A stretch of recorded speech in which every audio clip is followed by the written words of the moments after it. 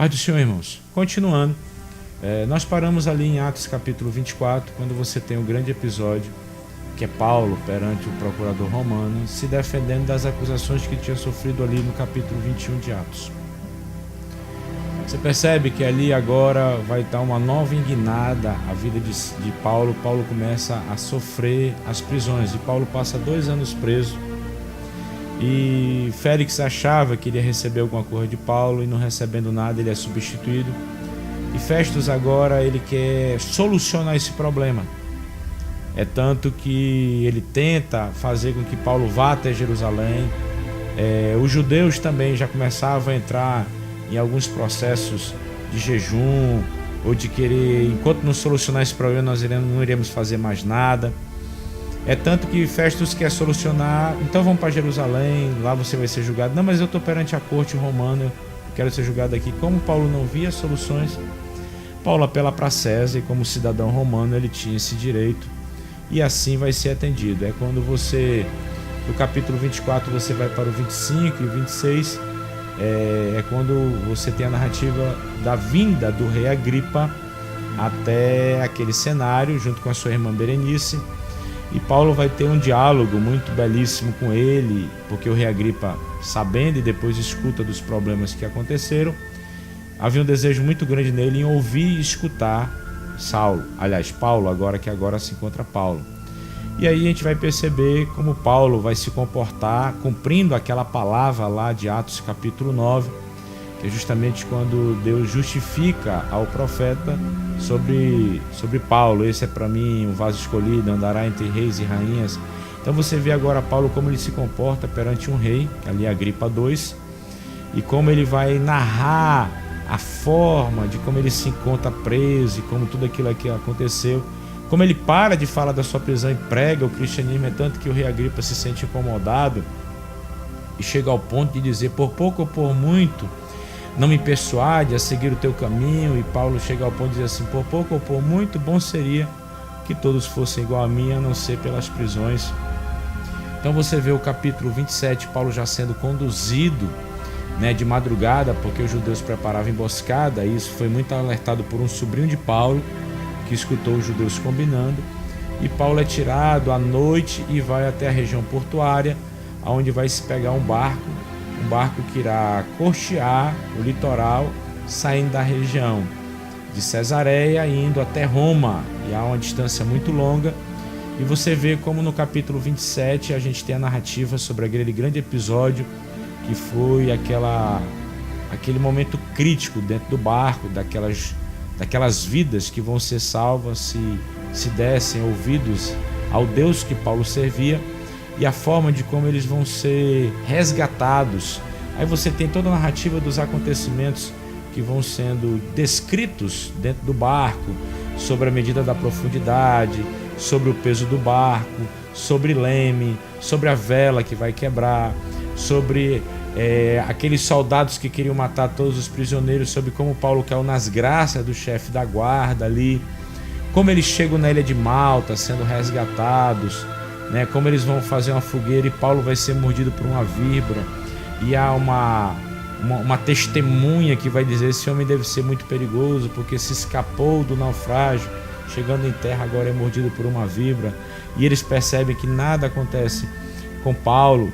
Como Paulo passa 3 meses na ilha de Malta, é uma ilha muito conhecida hoje, é uma ilha que tem muitas catedrais, principalmente do estilo gótico e do estilo da Idade Média.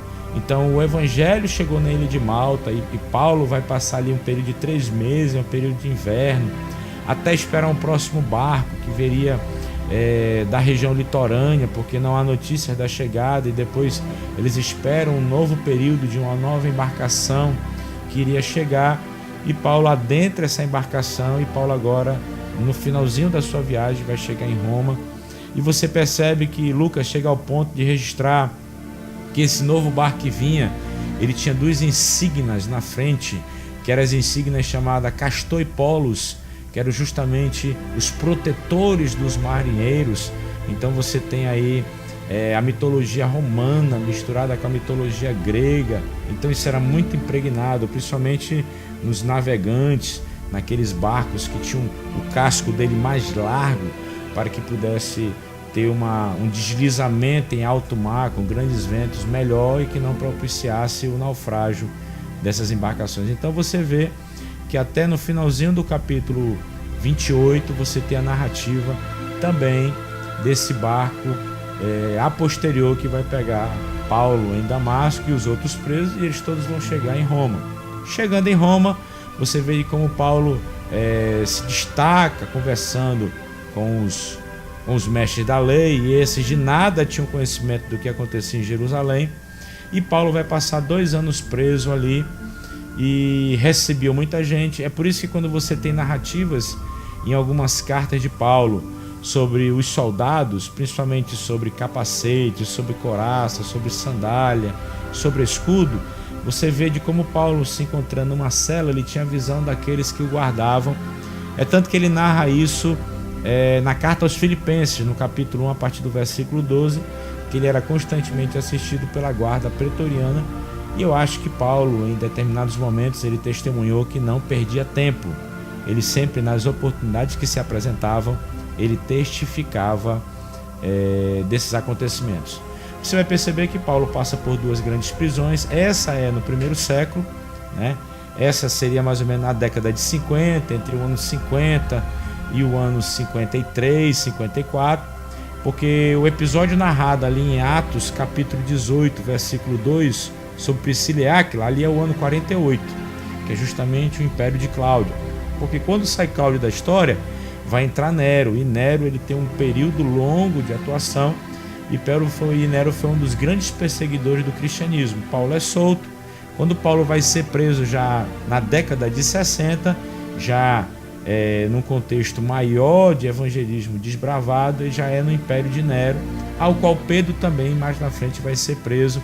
Então você percebe que a partir desse episódio, entre a primeira prisão, a segunda prisão, você tem uma grande batalha de judeus com romanos no Mar da Galileia, que isso aí já acontece no ano 65, e naquele momento o general de Nero era um homem chamado Vespasiano. Vespasiano era o general de Nero, e a gente vai percebendo que aí nós já estamos bem pertinho do cumprimento da profecia narrada por Jesus em Mateus capítulo 24 sobre a destruição do templo, e isso vai acontecer mais ou menos ali perto do ano 70. Mas antes desse acontecimento do ano 70, nós temos a morte dos 2, vamos dizer assim, apóstolos do cristianismo, que é Pedro e Paulo, um decapitado e outro crucificado.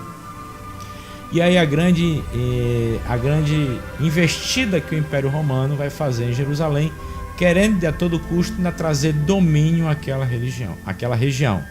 A posterior, nós iremos continuar agora o que foi esse finalzinho da morte dos apóstolos e a destruição do templo, e agora o período que vai começar com a perseguição dos grandes imperadores, indo até o período da conversão de um imperador romano, que seria mais ou menos do ano 70 até o ano 310, 311, com a conversão de um imperador chamado Constantino. A paz do Senhor, irmãos.